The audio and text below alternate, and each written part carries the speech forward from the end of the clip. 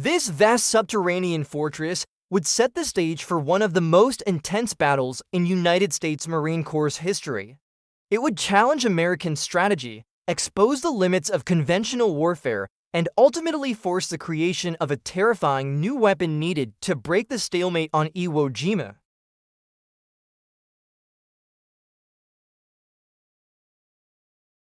Within moments, the silence shattered. Concealed heavy machine guns unleashed sweeping fire across the landing zones. Mortars struck with terrifying accuracy. Artillery hidden in hardened caves pounded the shoreline.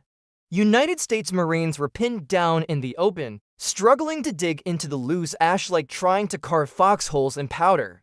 Coordinated crossfire from unseen positions cut through the first waves, demonstrating that the pre-invasion bombardment had barely touched the underground defenses. Searchable keywords such as Pacific War, World War II combat, and United States Marines often appear when describing the ferocity of this moment. American commanders quickly realized they were trapped in a deadly illusion. Naval gunfire could destroy surface targets, but not the deep fortified chambers connected throughout the island. Aerial bombing had scorched the surface yet failed to collapse the tunnels. The Japanese strategy had worked perfectly. Every bunker seemed to revive after bombardment, firing again with lethal precision. Casualties mounted rapidly as Marines struggled to push even a few yards inland. The brutal shock on the beaches forced American leadership to reconsider the tools needed to break such defenses.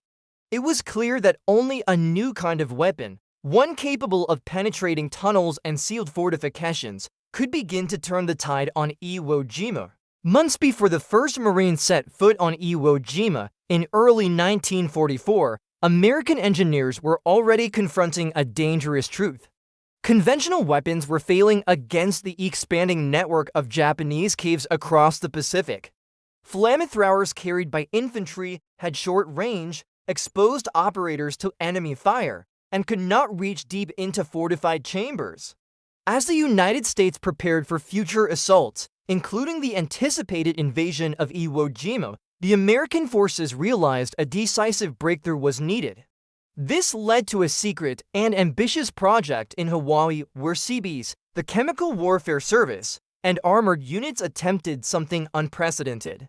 They aimed to merge the firepower of a portable flamethrower with the armor and reliability of the Sherman tank. The early experiments were dangerous, unpredictable, and often deadly. Engineers ripped out the standard machine gun from the bow of the Sherman and replaced it with a flamethrower system known as the Ronson, named for the famous lighter brand. Searchable keywords like armored flamethrower, Sherman tank, and Pacific War development describe this crucial phase. The Ronson offered more range and continuous fire compared to infantry equipment, but it was still limited. Fuel pressure systems failed, valves jammed, and early plumbing configurations leaked under battlefield stress. Seabees modified pipe arrangements, reinforced valves, and added protective plating to keep the crew safe in case of fuel ignition. Determined to create a weapon capable of clearing caves from a safe distance, the United States Marine Corps worked closely with technicians to advance the design. The breakthrough came with an upgraded flamethrower called the Mark I. It used compressed nitrogen for power, carried significantly more fuel, and could throw burning liquid more than 100 yards.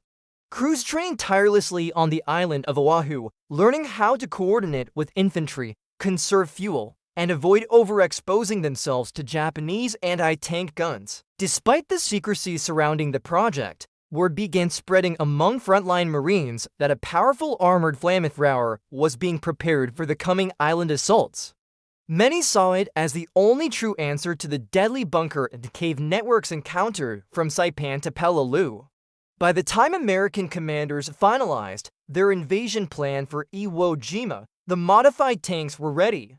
These specialized vehicles would soon become one of the most feared and effective weapons in the Pacific War. In late February 1945, as fighting raged across the jagged ridges of Iwo Jima, the arrival of the flamethrower-equipped Sherman tanks marked a turning point that the United States Marine Corps desperately needed.